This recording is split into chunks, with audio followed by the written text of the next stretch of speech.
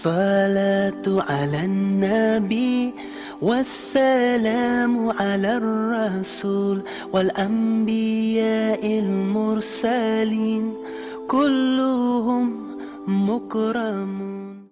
Assalamu alaikum wa rahmetullahi wa barakatuh. Nga unë, Ibrahim Nun, në serialin ton, Makina e Kohës. Serial I cili na kthen brapa në kohë, shohim historitë e të parëve tanë. Dhe jemi pikrisht me historitë e njerëzve më të mirë që kanë ecur mbi sipërfaqen e tokës, që janë pikrisht pejgamberët të dërguarit e Allahut. Dhe vazhdojmë të jemi akoma me njeriun e parë që krijoi Allahu I lartësuar, që është pikrisht kush? Ademi alayhi salam. Treguam në serinë e kaluar se si shejtani arriti ta mashtroi Ademin alayhi salam dhe nxorri nga xheneti. Dhe vazhdoi jetesa e Ademit alayhi salam në këtë vend që ne jemi tani, që është pikrisht planeti Tokë. Jetoi Ademi alayhi salam në Tokë, po jetesa siç e dim në Tokë është e vështirë. Ademi alayhi salam mësoi gjithçka që duhesh që të jetonte në tokë. Mësoi ndiste zjarrin, mësoi të përfitonte nga sendet dhe nga materialet që kishte rreth e përqark, siç ishin metalet, gurët, drurët e kështu me radhë. Jo siç I paramendon njerëzit, njeriu e parë që ishte majmun, avash mësoi gjëra duke ashtu. Jo, Ademi alayhi salam I dinte çdo gjë se ja mësoi Allahu I lartësuar. Dinte Ademi alayhi salam të ndiste zjarr, dinte Ademi alayhi salam të ndërtonte shtëpi, dinte Ademi alayhi salam të zbuste kafsh e kështu me radhë. Jetesa ishte vështirë, por se dinte të kryente këto gjëra Ademi alayhi salam. Ademit alayhi salam I lindën 40 fëmijë së bashku me Hawan nga 20 lindje të ndryshme, që ishin pikrisht për çdo lindje 2 binjak. Ishte tradita Ademit alayhi salam, duke qenë se s'kishte njerëz të tjerë në atë kohë që të martoheshin vëlla me motër, por se jo nga njëti bark, por se nga barku tjetër. Pra, njëri me tjetrin. Derisa njerëzimi u shumua dhe pastaj martoheshin larg dhe më larg, sepse kjo është më e mira për njerëzit. Mes djemve të Ademit alayhi salam ishin dhe 2 djem. Kabili, vëllai I madh, dhe Habili, vëllai I vogël. Motra binjake e Kabilit, që ishte nga barku I tij, ishte vërtet shumë e bukur. Ndërsa motra e Habilit nuk ishte aq e bukur sa kurse motra e Kabilit. Kabili kundërshtonte dhe ishte arrogant pak dhe donte që të martohej me motrën e barkut të tij, por se nuk e lejonte ligji I Ademit alayhi salam në atë kohë. Motra e Kabilit I takonte Habilit dhe motra e Habilit I takonte Kabilit, pra anasjelltas. Por se Kabili refuzoi këtë gjë dhe kërkonte motrën e tij të barkut. Ka qenë në atë kohë prej traditave edhe prezantimi I kurbaneve tek Allahu I lartësuar. Por se kurbanët në atë kohë nuk konsumoheshin siç I konsumojnë neve për sot. Për shembull, nëse neve thirrim një kurban për Bajram, e ndajmë atë në 3 pjesë, një pjesë për të varfrit, një pjesë për farefisin dhe një pjesë e marrim për në shtëpi, pra që ta ham dhe të përfitojmë prej mishit të tij apo prej begative të kurbanit.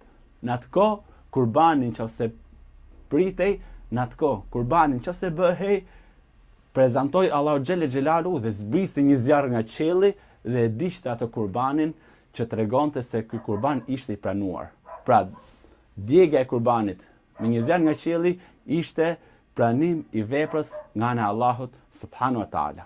Ademi alayhi salam vendosi që 2 bijtë e tij t'i prezantojnë Allahu xhelle xhelalu nga një kurban. Dhe atij që do t'ia pranojë Allahu I lartësuar kurbanin, ai do të marrë motrën e Kabilit. Qoftë ky Kabili apo Habili. Kabili ishte bujk që merrej me bujqësi. Punonte tokën, rriste drithrat dhe I magazinonte për ndimër.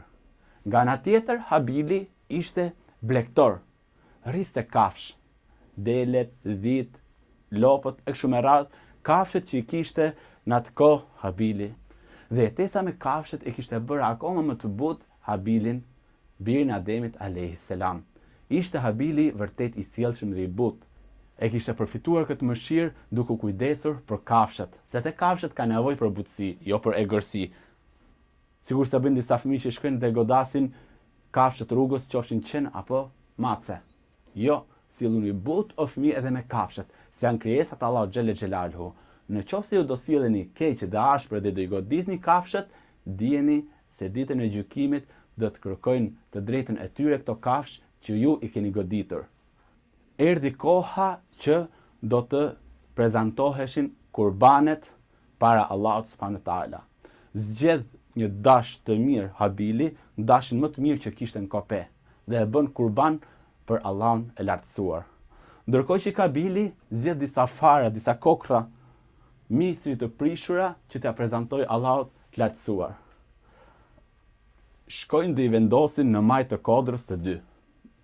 Të nesërmen do të ktheheshin të shikonin se cilit ja kishte djegur Allahu xhelle xhelaluhu kurbanin, që tregonte se ishte i pranuar ky kurban tek Allahu i lartësuar. Kthehen të nesërmen në mëngjes, pasi që kishin vendosur në mbrëmje kurbanet e tyre, dhe shohin që kurbani i Habilit ishte djegur. Pra kurbani i Habilit ishte pranuar ke Allahu subhanahu wa taala. Kjo e mërziti shumë Kabilin, unë e vrikos shumë Kabili, sepse ajo motrë e cilën ai kërkonte nuk do i takonte atij, por se do i takonte Habilit. Dita ditës urrejtja e Kabilit për vllajën e tij të vogël Habilin rritej shumë e më shumë, dhe ishte pikërisht dhe shejtani i cili e cyste, e ngacmonte. I thoshte, ai vllai jot i vogël të meritoj atë që është më mirë, ndërkohë që ti je i mirë dhe i bukur, ta marrja atë nuk takon aty. I vinin vesveset nga shejtani, mendimet e këqija. Derisa u rrit. I nati një ditë shkoi ke Habili. I tha, Habil, urdhroi tha Kabili. Të urrej, tha, do të vras. Të kaminat, i tha Habili. Ti e vllaim, unë të dua shumë. Në qoftë se ti do të më vrasësh mua, nuk kam ngrit duret që të vras dhe unë ty. Subhanallah, sa vepër të shëmtuar që i erdhin mendje Kabilit. I erdhin mendje që të vrasë vllajën e tij. Askush nuk e kishte menduar një diçka tillë deri në atë moment. Ishte pikërisht Kabila i cili ishte i pari që mendonte të vrisë njëri tjetër. Stakfirullah. Prandaj u thash, sa herë që t'ju vinë mendime të këqija në kokë, thoni eudhu billahi minash shejtanir rajim, dhe do largohet shejtani, edhe ju largojeni mendimet e këqija dhe mendoni gjithmonë mirë. Asnjëherë mos mendoni keq. Nëse ju vijnë mendimet të këqija, mundoni të largoni ato, qoftë duke kërkuar mbrojtje Allahu xhelle xhelalu prej shejtanit, qoftë duke munduar veten që t'i largoni dhe të mendoni mirë për të tjerat. Dita ditës shtohej urrejtja, derisa një ditë vendos Kabili që vërtet ta vrasi vllajën e tij. Shkon ke lëndina ku Kabili ruante baktit e tij dhe i gjen rreth një pemë që po flinte gjumë. Po flinte gjumë Habili, Kabili merr një gur të madh. Se nuk kam gur tani këtu. Po imagjinoni gur i madh që me zor mbahet, e ngriti gurin e madh dhe godet vllajën e tij dhe Zot na fal, e vrau. Gjunafi i parë që u kry nga një njeri mbi sipërfaqen e tokës ishte pikërisht vrasja. E vrau Kabili vllajën e tij, Habilin. Ulet Kabili dhe pendohet pse e bëri këtë vepër kaq shëmtuar. Edhe neve ndonjëherë na vjen një mendim i keq. Kur zihemi me vllajën apo me motrën apo me një njeri që ta rrafim, na vjen mendime, jo, mos bëni gabimin që ka bërë Kabili. Mendoni mirë. Nëse ke konflikt me dikë, largohu, qetësohu, sepse konflikti nuk se sjell veçse gjëra të këqija. Kërkoj falje Allahut të lartësuar për çdo gjunaf që bën, dhe inshallah taala të jesh gjithmonë njëri i mirë dhe do të kesh nevojë që të kesh konflikte me njerëzit. Kthehemi te Kabili. E merr Kabili trupin e pajet të vllajt të tij dhe fillon ta çojë nga një vend në një tjetër, sepse nuk dinte ç'të bënte me të. Derisa u lodh dhe ul diku që të pushoj. Dhe të mendonte se ç'a do bëj me trupin e vllajt. Kishte frikë të kthehej tek babai i tij Ademi alayhis salam, se kishte bërë një vepër vërtet shumë tragjike, një vepër shumë të keqe, kishte vrarë vllajën e tij. Kur po pushonte, Allahu xhelle xhelalu i zbret dy korba. këto dy korbat fillojnë të përleshen me njëri tjetrin dhe njëri nga korbat arrin ta mbysi korbin tjetër. Pasi që e mbyt korbin tjetër, fillon dhe gërmon në tokë, hap një grop, e merr korbin, e vrar dhe e fut brenda në grop dhe pastaj mbulon me dhe largohet. E kuptoi Kabili se çfarë duhet vepronte me trupin e pajet të vllait të tij. Hap një grop të madhe, e vendos trupin e vllait të tij në te dhe e mbulon. Dhe kjo do të pikërisht ajo gjë që ne vazhdojmë dhe bëjmë sot e kësaj dite me njerëzit tanë cilët ndrojnë jetë, i varrosim në tokë. Pse? Sepse njeriu prej kujt është krijuar? E treguam herën e kaluar, ma tregoni. Njeriu është krijuar nga dheu. Dhe në dhe do të kthehet përsëri. Alhamdulillah. Pas kësaj largohet Kabili që mos të marri dënim për veprën që kishte bërë nga babai i tij Ademi alayhi salam. Dhe Allahu xhelle xhelaluhu për këtë vepër që bëri Kabili do japi atij gjunahun e çdo njeriu që do ta veprojë këtë vepër pas tij. Prandaj kur vret një njeri është sikur ke vrarë të gjithë njerëzimin. Se është pikërisht sikur se vepra e Kabilit që mësoi njerëzimit si është vrasja, që vazhdojnë dhe vrasin njerëzit sot e kësaj dite. Është vepër shumë e shëmtuar kjo cilët e bëri Kabili dhe bëni dhe njerëzit sot.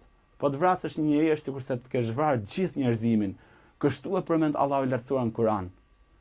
Vepër vërtet shumë e shëmtuar. Jo sikur ke vrarë një njeri, po sikur ke vrarë gjithë njerëzit. Estakfirullah. Zot na fal për çdo gjunaf që ne vërtet bëjmë dhe veprojmë. Kabili shkon dhe merr motrën e tij binjake dhe vendoset dhe jeton në fusha ku do të krijojnë dhe familjen e tyre, do të fillojnë dhe pasardhësit e tyre që të jetojnë në përfusha, por se duke qenë se ishte njeri i cili nuk e kishte problem të kryente gjunahe, fillojnë dhe të degenerojnë pak, fillojnë dhe të devijojnë pak nga rruga e drejtë dhe të zhyten në gjunahe. Ndërkohë që Ademi alayhis salam bashkë me bijtë e tjerë jetonin rrëz maleve. Vjen momenti i fundit o ju fëmijë që Ademit alayhis salam po i afrohej vdekja, ishte plakur shumë. Një tregim vërtet shumë i bukur rreth Ademit alayhis salam. Kur Allahu i lartësuar ja nxorri nga shpina e tij të gjithë pasardhësit dhe po shikoi të pasardhësit e tij, pa një person drita e cilët ishte me syve të tij, ishte vërtet dalluese dhe më e madhe se të tjerat. Dhe e pyet Ademi alayhis salam Allahun e lartësuar: "Kush është ky nga bijtë e mi?" I thot Allahu i lartësuar: "Ky është Daudi, një nga bijtë e tuaj." Sa vite jetë i ke caktuar birit tim Daudit, o Zoti im, i thot Ademi alayhis salam. 60 vite, i thot Allahu i lartësuar. I thot Ademi alayhis salam: "Merri 40 vite nga jeta ime dhe dhuroja Daudit." Dhe kur afrohet momenti që të ndroj jetë, Ademi alayhis salam dhe vjen meleku i vdekjes të marrë shpirtin, i thot: "A nuk kam dhe 40 vite jetë që të jetoj akoma?" I thot meleku i vdekjes: "I kishe, por se adhurove djalit tënd që është Daudi." Harroi Ademi alayhis salam dhe ne sot e kësaj dite vazhdojmë dhe harrojmë si njerëz. Në momentet e fundit të jetës tij, Ademi alayhis salam i thot bijve të tij: "O bijtë e mi", thot, "më ka marrë malli dhe uria të shijoj dhe të ha nga frutat e xhenetit. Ikni dhe më kërkoni diçka prej frutave të xhenetit." Subhanallah. Ademi alayhis salam ishte në tokë. Ku do i gjenin bijtë e tij? Në tokë frutat e xhenetit. Por se që t'ja plotësonin atë kërkesë që babai i tyre ja kreu, dolën ta kërkonin. Pse? Se gjithmonë kur prindit na kërkojnë një diçka, duhet t'i zbatojmë urdhrat e tyre. Duhet sillemi mirë dhe butë me prindrit tanë. Gjatë rrugës, teksa po kërkonin bijtë Ademit, takojnë disa persona. Ishin pikërisht meleku i vdekjes dhe melekët cilët mbartin qefinat për qefinëve të xhenetit. I than këto melajket që ishin në forma njerëzore: "O bijtë Ademit, ku po shkoni?" I thanë, po kërkojmë nga frutat e xhenetit, se babajnë ton e ka marrë malli për frutat e xhenetit. I thonë me lajket në forma njerëzish, kthehuni se babait tuaj i ka ardhur momenti që të ndroj jetë. Dhe shkojnë tek Ademi alayhi salam dhe hyn meleku i vdekjes, ja merr shpirtin Ademit alayhi salam dhe melekët cilët e shoqëronin e lajnë, e qefinosin dhe e varrosin. Dhe i thonë, kjo do të jetë traditë cilët ju do ndiqni dhe më pas kështu do i varrosni dhe juve të vdekurit tuaj dhe kështu i varrosin dhe ne të vdekurit tanë duke i varrosur brenda në tokë. Sepse nga toka krijuam që ishte pikërisht Ademi alayhis salam dhe në tokë do të kthehemi përsëri. Dhe me këtë e mbyllim pikërisht historinë e njeriu të parë. Megjithëse zgjati shumë, po ishte vërtet shumë e bukur historia e Ademit alayhis salam, njeriu i parë që eci mbi tokë, njeriu i parë i cili u krijua vetë nga Allahu i lartësuar, dhe inshallah wa taala do të vazhdojmë historitë e pejgamberëve të tjerë cilët kanë ardhur pas tij. Thjesht qëndroni me ne dhe Allahu ju dasht dhe unë ju dua shumë. Assalamu alaikum wa rahmatullahi wa barakatuh. والسلام على الرسول والأنبياء المرسلين